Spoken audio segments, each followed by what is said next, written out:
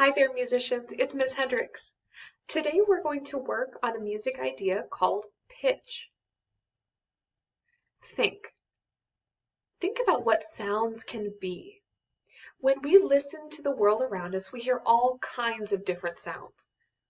We use different words to help understand how the sounds were made and what they mean when we hear them. We hear sounds that we can say are high or low or a warm sound or a thin sound, loud, soft, all kinds of other words too. Let's connect it. The two words we'll use to talk about sound today are high and low.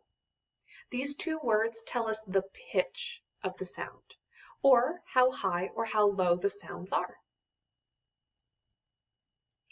Let's make a connection with some animal sounds. Can you make or imagine some high animal sounds? The first one we see is a mouse. Of course, a mouse makes a small squeaky sound and it's very high pitched. Same thing with a bird. A bird's song is very high pitched. A monkey, when it hoots, can have a very high pitched sound too. A bat, when it squeaks, can make a very high pitched sound. And cat, over here, makes a high-pitched meow.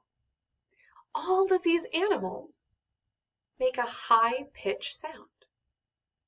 Are any of these animals very big? They're all pretty small. A mouse is certainly very small. A bird, not very big either. This particular kind of monkey doesn't get much bigger than your average 1-year-old. And then a bat is usually pretty small, and a house cat, usually about 10 or 12 pounds. It's not very big. The next slide has quite a few animals on it that make some low sounds. So go ahead and make or imagine these low animal sounds. First off, we've got a gorilla. This guy's big. He makes a very low sound. Same with our whale. A whale is the biggest animal on the whole planet, and it makes a very, very low sound. Our pig makes a low oinking sound. The dog makes a big woof sound. This particular dog is a big dog, so he'll make a big low sound. Same thing with our brown bear. He'll make a big roar. All of these animals have two things in common. One, they all are large animals. And two, they all make a low sound.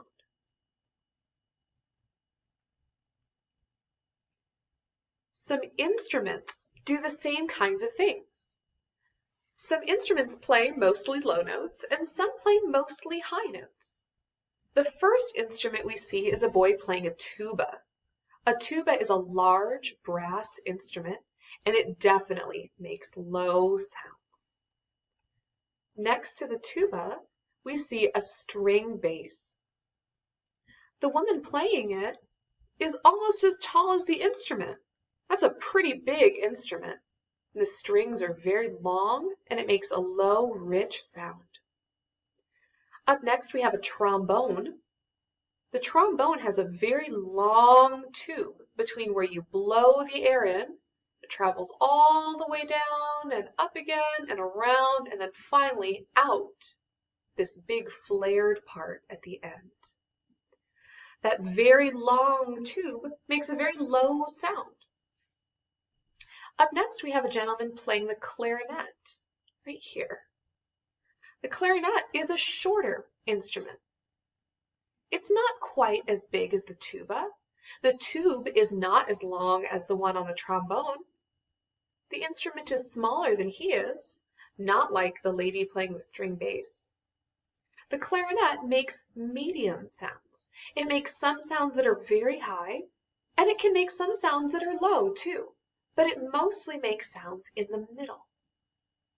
Up next we have a violin. The violin isn't a very big instrument. It's only about, about that big. Kind of like 2 school papers laid end to end. The violin can make some very, very high sounds.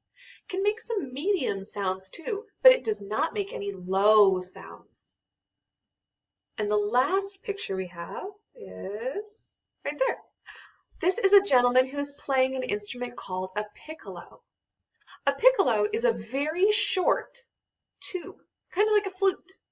And you blow in one end and you press down keys that change the length of the tube. And when the air comes out at the other end, or through the holes in the keys, it makes a very high-pitched sound. The piccolo is one of the highest sounding instruments in the whole orchestra.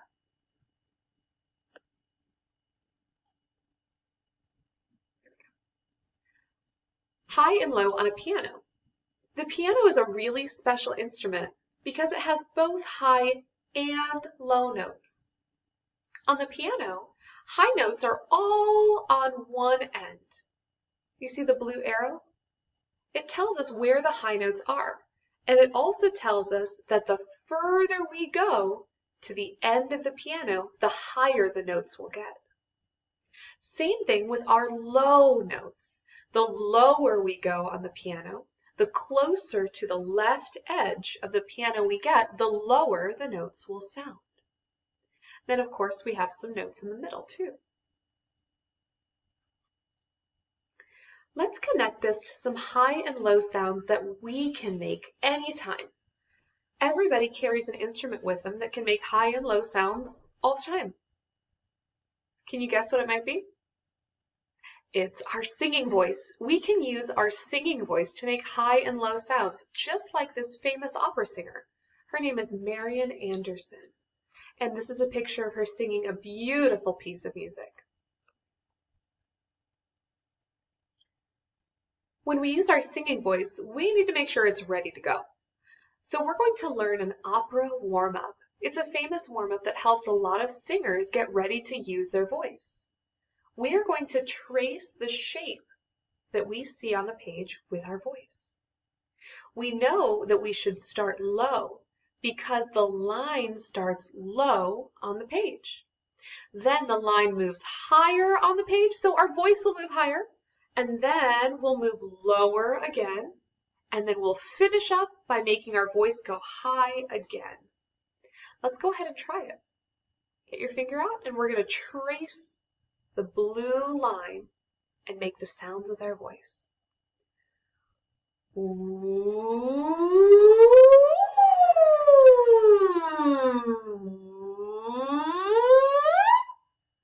Great job. Let's try it one more time.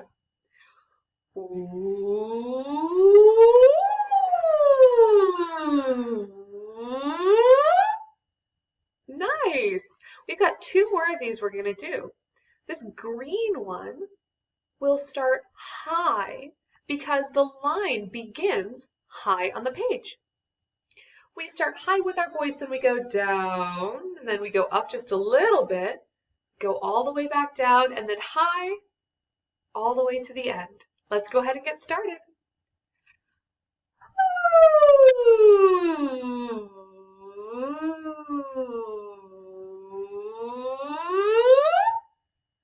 Nice work. One more time.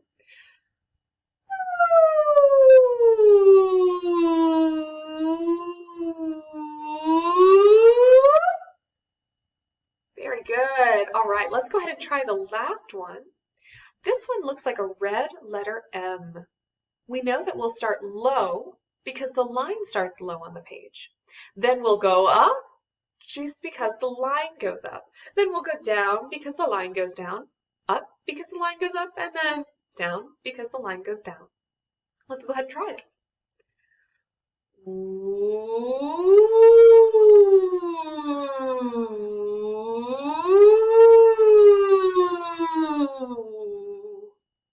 Very nice. Let's try it one more time.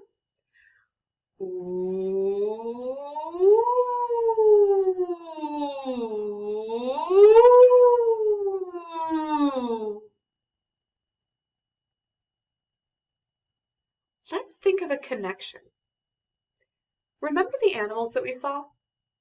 What size animal made the low sounds? Did all of the small animals like the mouse and the bird make the low sounds? Or did the big animals, the ones like the gorilla and the blue whale, did they make the low sounds? Our big animals made the lowest sounds. What size animal made the high sounds? Our animals like the cat, the monkey, the bird, the mouse, all of those animals made a high-pitched sound. That tells us a connection. If an animal is big, it's more likely to make a low sound. And if an animal is small, it's more likely to make a high sound. What about the instruments that we saw? Could we count on the big instruments to make a low sound? We could. The tuba was a very big instrument and it made a very low sound. The string bass was a very big instrument and it made a low sound too. Could we count on the small instruments to make the high sounds? The piccolo was the smallest instrument we saw and it made the highest sound. The violin was much smaller than the string bass and it made a sound that was much higher too.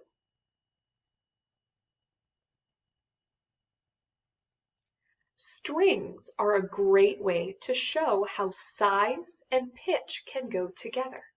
The longest strings sound low and the shortest strings sound high. The picture that you see is what you see on the inside of a grand piano. We see long strings that go from here all the way to the very end of the piano. Then we see all these tiny short strings underneath. Another great way to see that is on a guitar. So I have my guitar here with me today, and I have lots of different strings on my guitar. When I press down on a string, it changes how long the string is.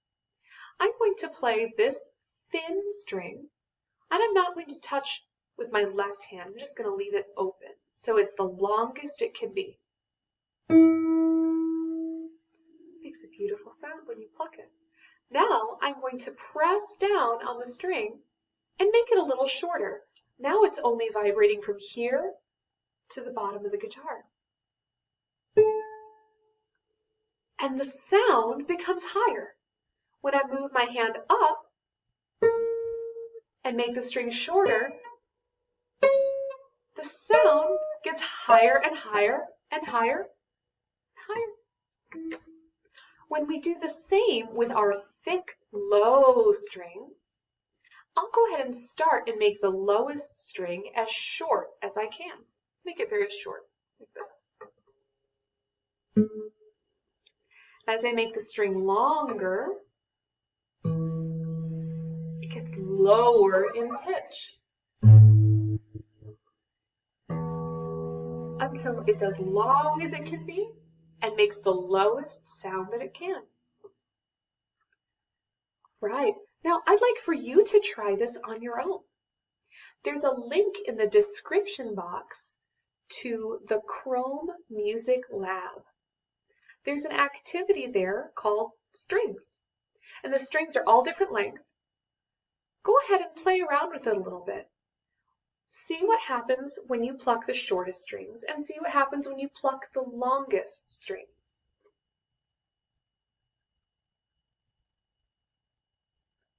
To review, a high sound can be called a high pitch, and a low sound can be called a low pitch. We can see high and low objects around us, and we can hear high and low pitches around us. Larger instruments and animals make a lower pitched sound. Smaller instruments and animals make a higher pitched sound. Great job, musicians! I'll see you next time.